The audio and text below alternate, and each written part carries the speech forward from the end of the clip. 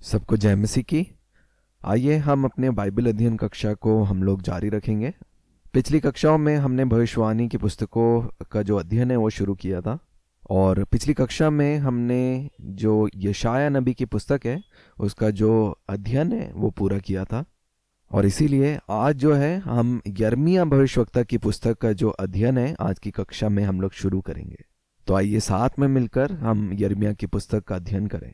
यिर्मयाह ने जो भविष्यवाणी की सेवकाई करी वो दक्षिणी भाग जो यहूदा कहलाता है उस राज्य में करी, और वो दास्तव में जाने से पहले और दास्तव के समय में वो सेवकाई का कुल रहा। और अगर समय काल के बारे में बात करें तो यिर्मयाह भविष्यवक्ता की जो सेवकाई है उसको हम देख सकते हैं वो 7वीं ईस्वी पूर्व से लेकर 6ठी ईस्वी पूर्व तक है। और इसका समय को पता लगाना सरल है क्योंकि हम देखते हैं यिर्मयाह की जो सेवकाई थी वो यहूदा राज्य में वो 5 राज्य के शासन में जो है उन्होंने सेवकाई करी। मेरा विश्वास है आपको याद है जो 2 भाग है इज़राइल का, जिसमें उत्तरी भाग इज़राइल और दक्षिण भाग यहूदा है, और यहूदा राज्य में जो है यिर्मयाह ने अपनी सेवकाई करी। और वो जो 5 राजा थे उनके नाम इस प्रकार से हैं। पहला योशिय्याह, दूसरा यहोआहाज, तीसरा यहोयाकीम, चौथा यहोयाकीन, पांचवा जिदकिय्याह। और इसमें से अगर हम देखेंगे जो योशिय्याह राजा था वो 16वां राजा था यहूदा का, और इसी प्रकार से यहोआहाज 17, यहोयाकीम 18, यहोयाकीन 19 और 20वां जिदकिय्याह। तो आखिरी जो राजा था कुल 20 राजाओं ने यहूदा के ऊपर शासन किया। अगर हम इस प्रकार से इसे याद रखेंगे तो अध्ययन करने में सरलता बनेगी। और मैं आप सभी को उत्साहित करता हूं कि आप दूसरा राजा उसका 22 और 25 अध्याय जरूर पढ़ें, और दूसरा इतिहास उसका 34 से 36 अध्याय, ताकि हम यिर्मयाह भविष्यवक्ता के जो इतिहास के बारे में और अच्छे से हम जान पाएं। और हमने देखा कि यिर्मयाह ने कैसे अपने देश को जो है चेतावनी दी। जो पाप वो लोग कर रहे थे, खासतौर से मूर्ति पूजा, जो पाप के स्वभाव में वो अपना जीवन बिता रहे थे, परमेश्वर ने वो न्याय जो है उनके ऊपर लाने का चुनाव कर लिया था। और वो न्याय जो था उनको दास्तव में जाना था, लेकिन उसके बाद जो दास्तव से बाहर आना भी जो है यिर्मयाह ने भविष्यवाणी करी थी वो परमेश्वर के अनुग्रह के द्वारा। और इसीलिए वो जो न्याय जो था वो एक दास्तव में जाने के रूप में आया, और जैसे वो समय पूरा होता है दास्तव के बाद उनको वापस से जो है परमेश्वर पिता ने जो है यिर्मयाह नबी द्वारा भविष्यवाणी करी, उनको वापस लेके आने के लिए वो परमेश्वर के अनुग्रह के द्वारा। और अगर हम यिर्मयाह की पुस्तक को पढ़ते हैं हम एक चीज़ पाते हैं कि जितनी भी भविष्यवाणी है यिर्मयाह नबी जो है वो एक क्रम के अनुसार नहीं है। क्योंकि अक्सर जब हम किसी पुस्तक का अध्ययन करते हैं हम उसको विभाजित करते हैं या तो उसके समय के क्रम के दौरान या फिर उनके मुख्य या जिस उद्देश्य के बारे में वो कहते हैं, और इन दोनों ही बातों को हम यिर्मयाह की पुस्तक में नहीं पाते। जैसे मैंने अभी आपको बताया कि यिर्मयाह की जो भविष्यवाणी की सेवकाई थी वो 5 राजाओं के शासन तक वो फैली थी, लेकिन हम यिर्मयाह की पुस्तक से ये नहीं बता सकते कि कौन सी भविष्यवाणी योशिय्याह राजा के शासन में हुई, कौन सी यहोआहाज के शासन में हुई। क्योंकि जैसा हमने यशायाह नबी की पुस्तक में हमने पढ़ा था वहाँ पे ऐसा विभाजन करना जो था वो मुमकिन था, लेकिन यिर्मयाह नबी की पुस्तक का जो अध्ययन है वो हम इस रीति से नहीं कर सकते, क्योंकि ना ही वो समय का क्रमांतक है ना ही उद्देश्य का। इसलिए हर एक जो अध्याय है हमें जो है वो अध्ययन करना है। और जब हम इस पुस्तक का अध्ययन करते हैं हम एक बात को पाते हैं, जो यिर्मयाह है, यिर्मयाह नबी को जो है आंसू बहाने वाला भविष्यवक्ता के रूप में भी जाना जाता है। ये जो नाम है या इस बात को हम पा सकते हैं यिर्मयाह की पुस्तक 9 अध्याय 1 वचन में। वहाँ पे इस प्रकार से लिखा है, भला होता कि मेरा सिर जल ही जल और मेरी आंखें आंसुओं का सोता होती कि मैं रात दिन अपने मारे हुए लोगों के लिए रोता रहता। यिर्मयाह को जो है एक टूटा हुआ हृदय वाला भविष्यवक्ता भी कहा जाता है। सिर्फ आंसू बहाने वाला भविष्यवक्ता नहीं, लेकिन एक ऐसा भविष्यवक्ता टूटे हृदय के साथ। और इस बात को भी हम पा सकते हैं यिर्मयाह की पुस्तक उसका 13 अध्याय और उसके 7 वचन में। मैं आप लोगों के लिए पढ़ूंगा। वहाँ पे लिखा है, तब मैं फरात के पास गया और खोद कर जिस स्थान में मैंने लुंगी को छिपाया था वहाँ से उसको निकाल लिया, और देखो लुंगी बिगड़ गई थी वह किसी काम की ना रही। और इसीलिए हम इन दोनों बातों को जो है हम साथ में जोड़कर कह सकते हैं कि यिर्मयाह भविष्यवक्ता जो थे वो आंसू बहाने वाले और एक टूटे हृदय वाले भविष्यवक्ता थे। और इसीलिए हम अलग अलग नहीं, लेकिन हम साथ में कह सकते हैं कि जो यिर्मयाह भविष्यवक्ता हैं वो एक टूटे हृदय के साथ एक रोने वाले भविष्यवक्ता हैं। क्योंकि अगर किसी का टूटा हुआ हृदय है तो ये स्वाभाविक है कि आंसू बहेंगे, और क्योंकि वचन में भी लिखा है कि परमेश्वर जो है टूटे मन वालों के समीप है। एक और जो अद्भुत बात जो हम यिर्मयाह की पुस्तक में पाते हैं वो ये है कि जितनी भी भविष्यवाणी जो इस पुस्तक में लिखी गई है, ये जो पुस्तक है वो एक आत्मकथा के समान है। क्योंकि बहुत सारी जो जानकारी है, जो लेखक जो भविष्यवक्ता हैं वो अपने जीवन और अपने जीवन कार्य के बारे में जो है वो यहाँ पे वर्णन करते हैं। और इसीलिए जब हम इस पुस्तक का हम अध्ययन करेंगे तो स्वयं जो है हम लेखक के बारे में जो है और अधिक तरीके से उनके जीवन के बारे में हम लोग जान पाएंगे। तो आइए सबसे पहले जो है हम इस पुस्तक की रूपरेखा को देखेंगे। यिर्मयाह की पुस्तक में कुल जो है वो 52 अध्याय हैं। आइए हम इन 52 अध्याय का जो है अध्ययन करेंगे और मुख्य बातें जो है हर एक अध्याय में से आज हम सीखेंगे। और ये जो कुल 52 अध्याय हैं ये हमारे अध्ययन करने की सरलता के लिए हम इसे कुल जो है 6 भाग में जो है हम लोग इसका विभाजन कर सकते हैं। पहला जो अध्याय है वो पहला भाग है, दूसरे अध्याय से 38 अध्याय दूसरा भाग, 39 अध्याय तीसरा भाग, 40 से लेकर 44 जो अध्याय हैं वो चौथा भाग, 45 से 50 अध्याय जो है वो पांचवा भाग, और आखिरी भाग जो है 51 और 52 अध्याय। और ये एक तरीका है जिससे आप इस पुस्तक का विभाजन कर सकते हैं अध्ययन की सरलता के लिए। पहला अध्याय, उसके बाद दूसरे अध्याय से 38 अध्याय, 39 अध्याय, 40 से 44 अध्याय, 45 से 50 अध्याय, और आखिरी 51 और 52 अध्याय। और मैं जो है कुछ मुख्य जो बातें आपको हर एक भाग में से जो आपको ध्यान में रखनी है उन बातों को मैं आपके सामने बताऊंगा। सबसे पहले जो है हम पहले भाग को हम अध्ययन करेंगे। जैसे मैंने आपको कहा जो एक अध्याय है वो जो है पहला भाग है, और इसका जो उद्देश्य है या मुख्य जो शीर्षक वो जिसे हम कह सकते हैं वो है भविष्यवक्ता की बुलाहट, कि परमेश्वर ने कैसे यिर्मयाह को बुलाया भविष्यवाणी की सेवकाई के लिए। और इसे बहुत सुंदर तरीके से जो है वो लिखा गया है यिर्मयाह की पुस्तक 1 अध्याय 4 और 8 वचन में। और जब आप उन अध्यायों को, उन वचन को आप पढ़ेंगे तब आप जान पाएंगे कि कैसे यिर्मयाह नबी की जो बुलाहट परमेश्वर के द्वारा करी गई, कि कैसे यिर्मयाह नबी को जो परमेश्वर के द्वारा वचन मिला। और अगर मैं यिर्मयाह नबी के खुद शब्दों में कहूँ तो वो इस प्रकार से वो इस बात की शुरुआत करते हैं कि तब यहोवा का ये वचन मेरे पास पहुंचा। मैं आपके लिए जो है इन वचनों को पढ़ूंगा। यिर्मयाह की पुस्तक 1 अध्याय 4 और 8 वचन, 4 से लेकर 8 वचन यहाँ पे इस प्रकार से लिखा है। तब यहोवा का ये वचन मेरे पास पहुंचा, गर्भ में रचने से पहले ही मैंने तुझ पर चित्त लगाया, और उत्पन्न होने से पहले ही मैंने तेरा अभिषेक किया। मैंने तुझे जातियों का भविष्यवक्ता ठहराया। तब मैंने कहा, हाय प्रभु यहोवा, देख मैं तो बोलना भी नहीं जानता, क्योंकि मैं लड़का ही हूँ।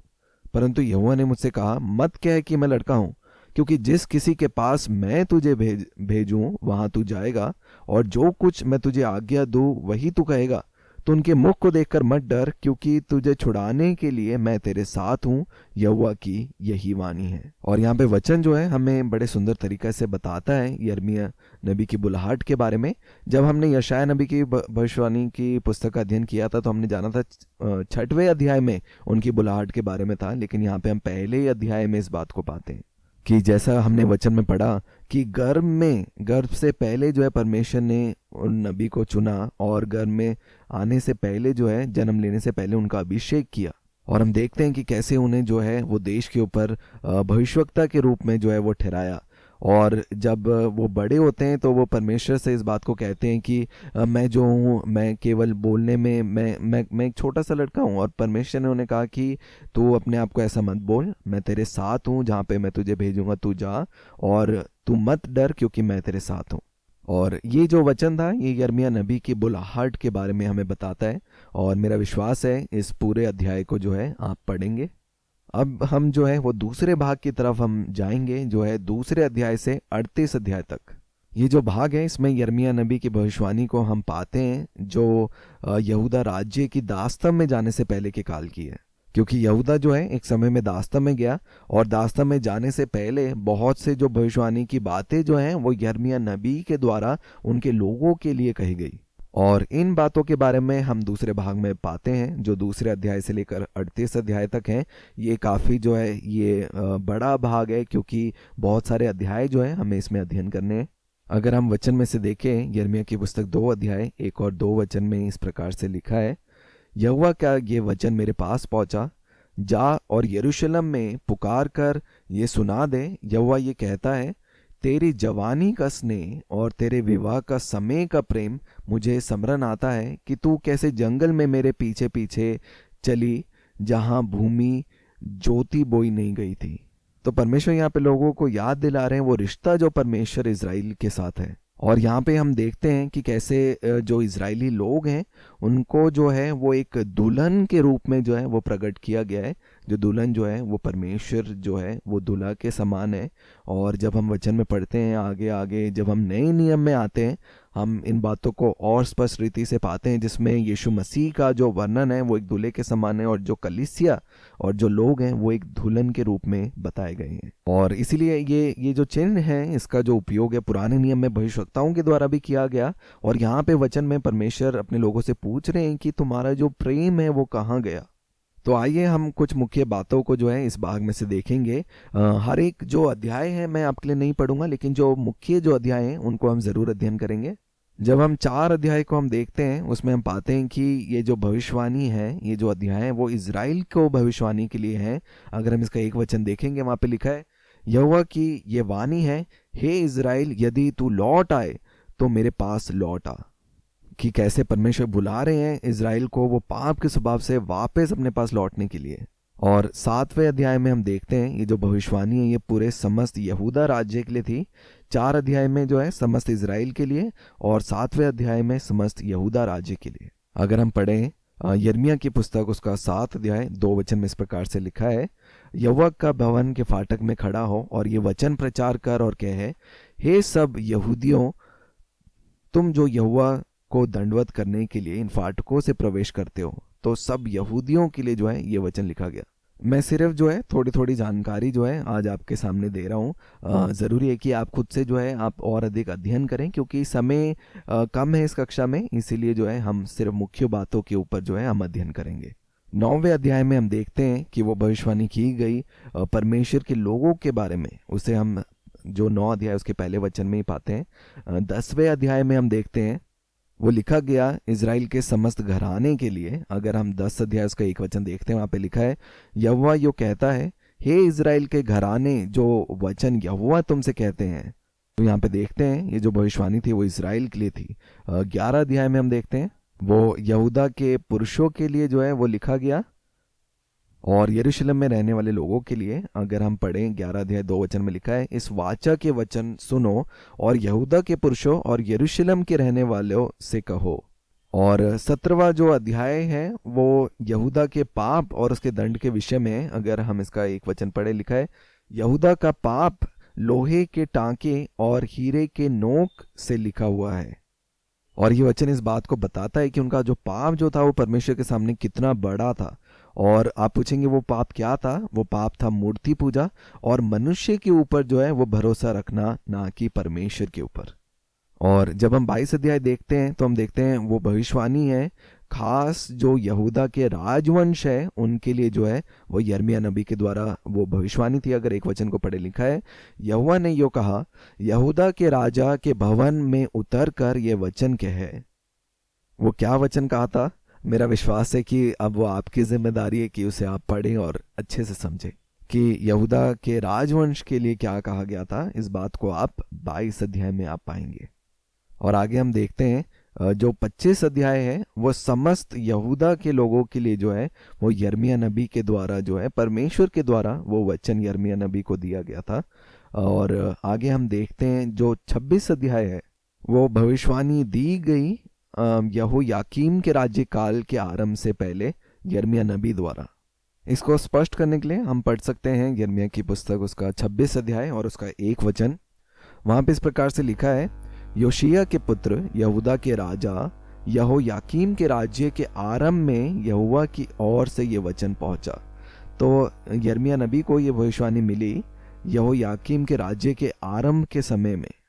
और 27 अध्याय जो है, जो 26 अध्याय में भविष्यवाणी जो शुरू हुई थी, वही भविष्यवाणी जो है 27 अध्याय में भी पाते हैं। पहले वचन में लिखा है, योशिय्याह के पुत्र यहूदा के राजा सिदकिय्याह के राजा के आरंभ में। और आप आगे और अधिक वचन में पढ़ सकते हैं अधिक जानकारी के लिए। जब हम 28 अध्याय को देखते हैं, वहाँ पे एक वचन में इस प्रकार से लिखा है, और उसी वर्ष अर्थात यहूदा के राजा सिदकिय्याह के राजा। मेरा विश्वास है आपको सिदकिय्याह राजा के बारे में पता है। जैसे हमने देखा कि कुल मिलाकर यहूदा में 20 राजाओं ने जो है वो शासन किया, और सिदकिय्याह जो राजा थे वो आखिरी जो है वो राजा थे जिन्होंने यहूदा राज्य के ऊपर जो है वो शासन किया। और इन अध्यायों में यिर्मयाह नबी के द्वारा जो भविष्यवक्ता की सेवकाई करी गई वो इस समय को बताती है। और जो भविष्यवाणी 28 अध्याय से शुरू हुई थी उसको हम जो है 29, 30, 31, 32 अध्याय तक हम देखते हैं, जहाँ पे लिखा है कि वो जो 10वां जो काल है सिदकिय्याह राजा का वो शुरू हुआ। 32 अध्याय उसके एक वचन में इस प्रकार से लिखा है, यहूदा के राजा सिदकिय्याह के राज्य के 10वें वर्ष में। तो यहाँ पे हम देखते हैं कि वो 10वां जो है वर्ष शुरू हो गया था। 34 अध्याय में हम देखते हैं उस समय के बारे में जब बेबीलोन के राजा ने यहूदा के ऊपर जो है वो युद्ध जो है वो ऐलान कर दिया था। तो इससे पहले जो है वो दास्तान में जाते, इससे पहले जो है वो वचन, वो भविष्यवाणी का यिर्मयाह नबी के पास पहुंचा, और वो 34 अध्याय में हम पाते हैं। और जब हम इसका एक वचन को पढ़ते हैं, 34 अध्याय एक वचन में इस प्रकार से लिखा है, जब बेबीलोन का राजा नबूकदनेस्सर अपने सारी सेना समेत और पृथ्वी के जितने राज्य उसके वश में थे उन सबों को के लोगों समेत यरूशलेम और उसके सब गांवों से लड़ रहा था, तब यहोवा का यह वचन यिर्मयाह के पास पहुंचा। तो हम देखते हैं वो युद्ध शुरू होने से पहले जो है वो वचन जो है यिर्मयाह नबी को मिला। और अधिक जानकारी आप पा सकते हैं ये पूरे अध्याय को पढ़कर। आगे हम देखते हैं जो 35 अध्याय है, यहाँ पे जो राजा यहोयाकीम है उनके जो शासन के शुरुआत में वो वचन यिर्मयाह नबी के पास पहुंचा। 35 अध्याय एक वचन में लिखा है, योशिय्याह के पुत्र यहूदा के राजा यहोयाकीम के राज्य में यहोवा की ओर से ये वचन यिर्मयाह के पास पहुंचा। और जो 36 अध्याय है वो हम देखते हैं जो भविष्यवाणी जो मिला, वो वचन मिला यहोयाकीम राज्य के 4थे वर्ष में। 36 अध्याय एक वचन में इस प्रकार से लिखा है, फिर योशिय्याह के पुत्र यहूदा के राजा यहोयाकीम के राज्य के 4थे वर्ष में यहोवा की ओर से ये वचन यिर्मयाह के पास पहुंचा। अधिक जानकारी आप आगे वचन में आप पा सकते हैं। 37 अध्याय में फिर से हम देखते हैं ये जो अध्याय है ये सिदकिय्याह राजा के समय के बारे में है। इसके एक वचन में लिखा है, यहोयाकीम के पुत्र कोन्याह के साथ स्थान पर योशिय्याह का पुत्र सिदकिय्याह राज्य करने लगा, क्योंकि बेबीलोन के राजा नबूकदनेस्सर ने उसको यहूदा देश में राजा ठहराया था। तो ये जो है जानकारी दूसरे भाग से थी। आगे जो है हम तीसरे भाग में हम लोग चलेंगे जो 39 अध्याय से शुरू होता है, जहाँ पे यरूशलेम और यहूदा के पतन के विषय में है, क्योंकि राजा नबूकदनेस्सर ने उनके विरुद्ध युद्ध किया और उनके ऊपर वो विजय ठहरे। हम वचन में से भी देख सकते हैं, अगर हम पढ़े यिर्मयाह की पुस्तक उसका 39 अध्याय उसका एक वचन को हम पढ़ेंगे, वहाँ पे लिखा है, यहूदा के राजा सिदकिय्याह के राज्य के 9वें वर्ष के 10वें महीने में बेबीलोन के राजा नबूकदनेस्सर ने अपनी सारी सेना समेत यरूशलेम पर चढ़ाई करके उसे घेर लिया, और सिदकिय्याह के राज्य के 11वें वर्ष के 4थे महीने के 9वें दिन को उस नगर की शहरपनाह तोड़ी गई। तो ये जो था ये तीसरा भाग के बारे में था। और चौथा भाग जो है वो 40 से 44 अध्याय तक है, जहाँ पे हम देखते हैं वो भविष्यवाणी के जो शब्द हैं उन लोगों के लिए लिखे गए जो लोग यरूशलेम में जो है वो ठहर गए। पांचवा जो भाग है वो है 45 से 50 अध्याय। इस भाग में हम पाते हैं वो भविष्यवाणी के जो वचन है यिर्मयाह नबी के पास पहुंचे जो अन्य जातियों के विषय में थे।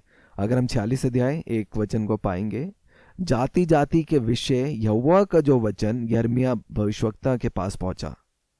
47 अध्याय एक वचन में इस प्रकार से लिखा है, फिरौन द्वारा गाजा नगर को जीत लेने से पहले यिर्मयाह भविष्यवक्ता के पास पलिश्तियों के विषय यहोवा का ये वचन पहुंचा। और 48 अध्याय में हम पाते हैं मोआब के विषय में, वचन में लिखा है, मोआब के विषय इज़राइल का परमेश्वर सेनाओं का यहोवा यो कहता है। और 49 अध्याय में एदोम के विषय में, 23 वचन में दमिश्क के विषय में। और आखिरी जो भाग है वो 51 और 52 अध्याय है।